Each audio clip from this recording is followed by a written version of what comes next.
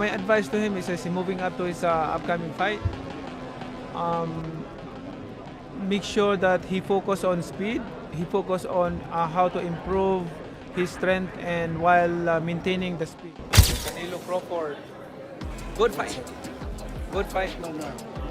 Canelo has advantage because Crawford moving up, but my advice to Crawford is like maintain the speed, improve the speed, and improve the strength.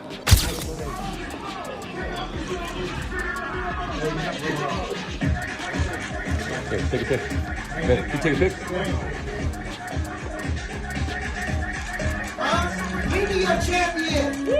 Boxing superstar Manny Pacquiao recently gave an explosive interview in which he revealed everything there was to know about the eagerly anticipated fight between Terence Bud Crawford and Canelo Alvarez. With decades of expertise in middleweight and welterweight combat, Pacquiao provided a keen strategic analysis of the potential course of the bout and the combatant with the advantage. Although there is disagreement among boxing fans and analysts, Pacquiao's opinions on power, quickness, IQ, and the psychological battle between the two top fighters are already having an impact on the sport. Terence Crawford, what weight would you want to fight at?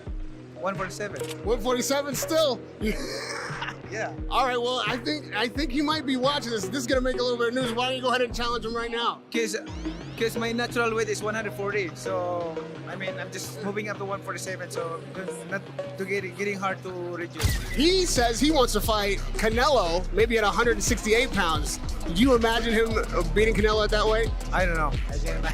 Let's wait. Terence Bud Crawford was warned by Manny Pacquiao about the dangers of switching weight classes to take on Canelo Alvarez. Drawing on his experience as an 8-division champion, he said, frankly, it's good for Canelo. He pushed Crawford to rely on exceptional speed, fluid technique, and additional strength, citing how Alvarez's stature and power at 168 pounds give him a distinct advantage. However, he issued a stark warning that such qualities might not be enough to counteract the powerful shots and physicality of a naturally larger opponent. He mentioned that the leap from Crawford's typical range into Alvarez's unchallenged super middleweight world necessitates rigorous preparation, a high ring IQ, and precise footwork. Pacquiao believes Crawford needs to go above and beyond his usual bounds just to be in Alvarez's ring. Even yet, the weight cliff remains a menacing threat. In the end, Pacquiao's caution was unmistakable. It's no little gamble to move up. Without a doubt, this duel is one of Crawford's toughest tests and one that will change legacy forever. That's not easy for Crawford. I mean, it's Canelo has the big advantage, but Crawford needs to manage well his body, his speed, and his power, because he's moving up to another level of weight. I asked this because you did it with Margarito. You went to 54. And people were like, oh my God, this guy's so big, Margarito. But your speed made the difference in that fight. Well, what advice would you give a smaller guy like Crawford to fight someone like Canelo who's a lot bigger and stronger?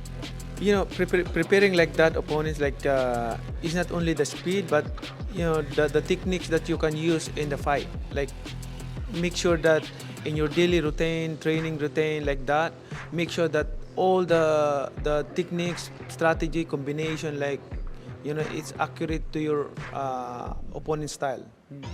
You know what I'm talking about? Like when you have a exam, a math exam tomorrow, you have to review right now a math subject.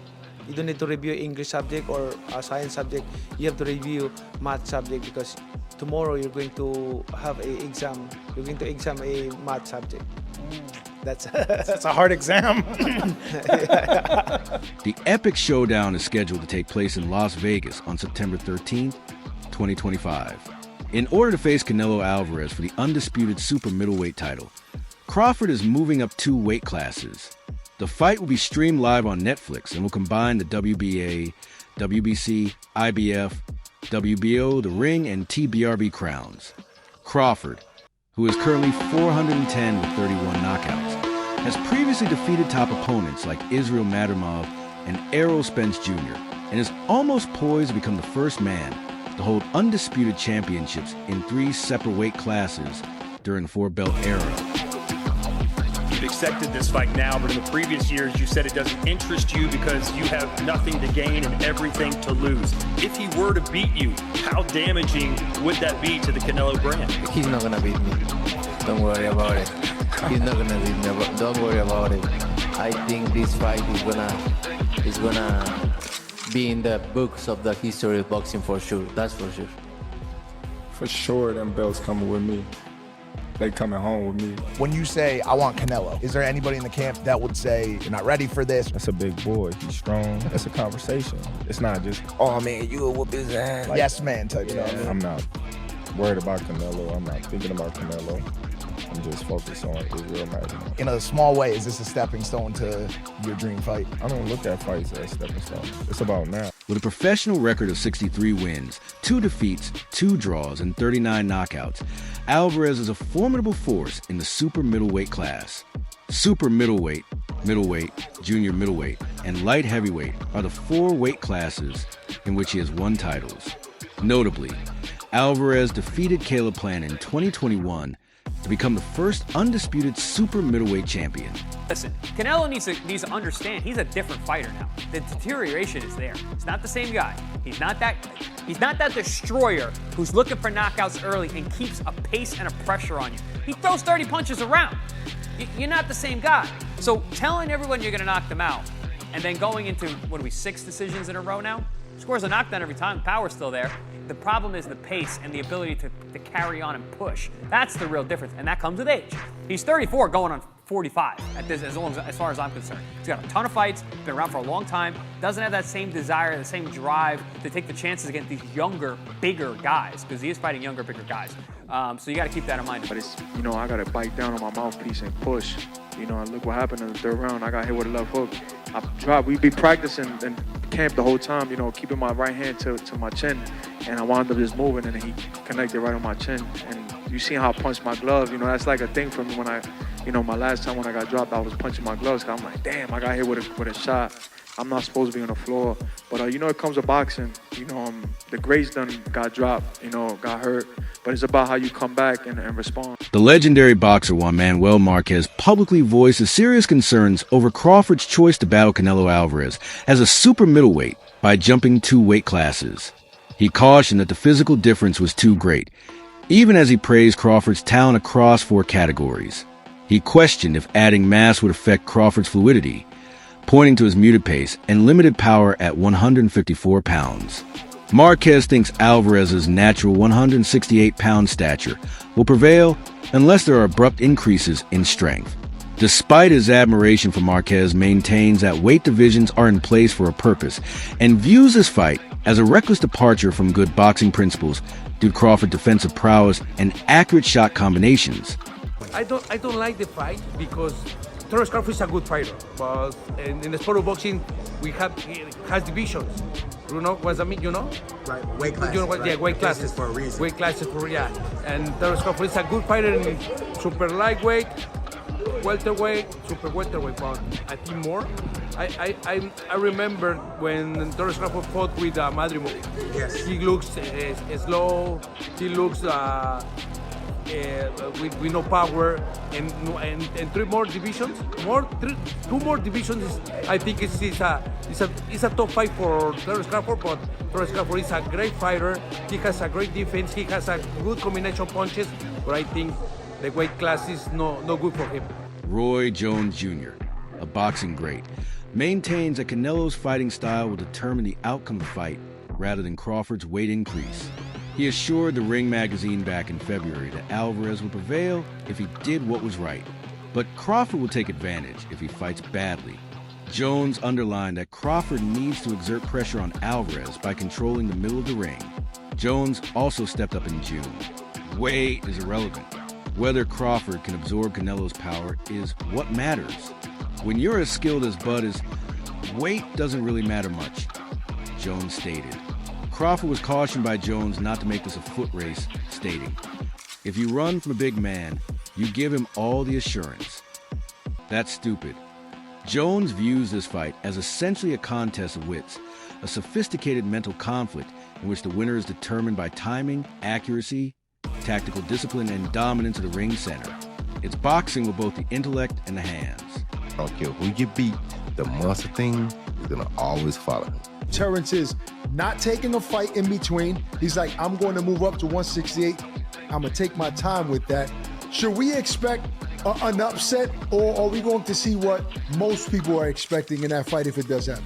Well, we're not going to see what most people are expecting. That's for sure. I can guarantee you that, because most people looking at the weights and saying, oh, they're too far apart, Canelo is too big. No, we're not going to see what y'all think we're going to see. We're going to see a chess match, and a chess match that, if it's played correctly by each side, it could be very interesting. If it's played wrong by either side, the other side will dominate. That's how good this fight is. Let's say if Canelo wins, do you think people give Canelo credit because Bud is smaller? And if Bud wins, should he just retire and go on the sunset? Bud definitely should retire if he wins. Canelo, you have unfinished business, bro. You can try to hide, you can try to run, but that monster thing, it ain't going nowhere. I'm sorry. Even if you retire the rest of your career, the monster thing is not going anywhere because the monster was searching for you. He beat everything y'all sent at him in the process of trying to get to you. I don't care who you beat, the monster thing is gonna always follow him. Yeah, that's true. I mean, there was a time where he was saying, Benavidez was saying, you know what, I gotta earn that Canelo shot. He earned that shot a long time ago. Jim Lampley favors Canelo Alvarez in this big fight, but he constantly stresses that Terence Crawford is a talented boxer who shouldn't be taken lightly. Lampley observes Canelo's development over time. After suffering early defeats to Mayweather and Bivol, he has since developed into one of boxing's most potent counterpunchers because to enhance defensive timing and strengthen core muscles from non-traditional training methods like horseback riding. He admires Crawford's resume and likens his versatility in both offensive and defensive play to that of contemporary Sugar Ray Robinson, pointing out that Crawford can change positions and adopt a brutal mentality when necessary. Crawford is going to fight Canelo because even if I have some doubts and misgivings about the size matchup, it is two action fighters who like to fight aggressively at times, not all the times, going against each other, and we'll see who can open the other person's tuna can, so to speak. Using incisive and straightforward framing, Lampley dissected the size versus skill conflict between Terence and Canelo on the Joe Rogan Experience podcast. Lampley maintained that Crawford could only overcome Alvarez's obvious size and strength advantage by boxing an almost flawless match. This entails controlling tempo, taking advantage of angles, switching between southpaw and orthodox with ease, and never being flat-foot. Uses strength and conditioning. There's very few fighters that just train using skill, just train skills. Like George St. Pierre did that for a certain period of his career. I wonder if there's anybody left in boxing who trains just using the gym skills. There were a lot of them when I was first involved in the sport who would never have touched a weight. Right. They subscribed totally to the notion that was negative. Right. And the worst case, I mean, they definitely did calisthenics, but that was it. It was just body weight exercises. Which brings us to Crawford, which I think is really interesting. The Crawford-Canelo fight. Beyond interesting. Fascinating. Fascinating. Because how does Crawford compete with that size? And, we have to recognize, okay, well, when Canelo fought Floyd, it was 152 pounds, right? So he had dropped down, which was a struggle for him, which is why Floyd was so brilliant in getting him to go down to 152, because he knew he would be drained. 52 or 50? Popular boxing analyst Show Eyes the Grown-Up has also commented on the bout, saying that although Crawford is incredibly gifted, he would need to triple his experience to take on a fighter like Canelo. This perspective draws attention to the disparity in the opponents Canelo has faced and the extreme toughness of the bouts he has participated in at greater weights, a level of experience Crawford has not yet encountered. If he were to accomplish that and beat Canelo Alvarez, become three-time undisputed, is that top 10 greatest fighter to ever live? That is incredible. Yeah. I don't think it's not like just becoming three-time undisputed. You did that on your way. You beat destroyed Errol Spence, and then if you were to beat Canelo Alvarez, that is, brother, please. Andre Ward, however, remains adamant that Canelo cannot overcome Crawford. Ward says he would wager the house on Crawford defeating Canelo while he is standing in his corner. Crawford's passion and battle IQ are unrivaled. According to Ward, who admitted the size disadvantage despite the enormous weight rise to 168 pounds. At this time, I'm not placing any bets against Terence Crawford. The ability to subdue Terence Crawford must be demonstrated by someone. Crawford's skill set and mental tenacity give Ward confidence because he thinks they can counter Canelo's strength. Show, damn it. You're right. I mean, me and Show. Still Brother, I heard the punches that he hit Charlo with. And you was back further than me. Yeah. I went back that far, but you was back. Boom. Damn, how far was you in the he's all the way up there? Yeah, I was in the nosebleed. I was like, nah, you get money. But I'm saying, I don't know. I don't know if Crawford can absorb those. That's the only thing I worry. So how can you, a man coming from 147, I know he's a great man. Crawford is a great man and a great warrior. But you come from 147 to put on a better fight than Charlo. I mean, I don't even know what that means. I don't know if that means that Crawford is so great that he can do that, or that means that Charlo set the bar so damn low that anybody can do better than Charlo did, man. I'm going with Terence Crawford. You know, big weight jump, a dangerous fight, but somebody's got to prove to me that they can break Terence Crawford's will and that he can't figure it out against you. You know, it ain't no disrespect to Canelo, but I've said this the last couple of years. I'm not betting against Terence Crawford against nobody right now. You got to show me that you can beat him. Crawford calls the Canelo showdown the most important chance of his career and believes it will be the largest boxing event in 20 years. Crawford acknowledged Canelo as the face of boxing and underlined that, considering the effort we have put into the sport, he and I are undoubtedly trying to make this event as big as we can, as he becomes the first undisputed three-division champion in the four-belt era. He asserts with unflinching certainty that the step up to 168 pounds is about legacy rather than money. Crawford is determined to prove himself on this prestigious stage, highlighting his desire to become one of boxing's greatest of all time. TV with Terence Crawford. What do you make of Canelo versus Skull? Canelo did what he had to do to get the victory. What do you want next? It seems like that's going to be the fight. So Terence Crawford versus Canelo Alvarez, the biggest fight in boxing. Well, Canelo's the face of boxing. He's the best fighter for Terence Crawford out there. He's the biggest fight for Terence Crawford out there. So that's why Terence Crawford want to take the opportunity to share a ring with another great. How do you beat him? You'll see.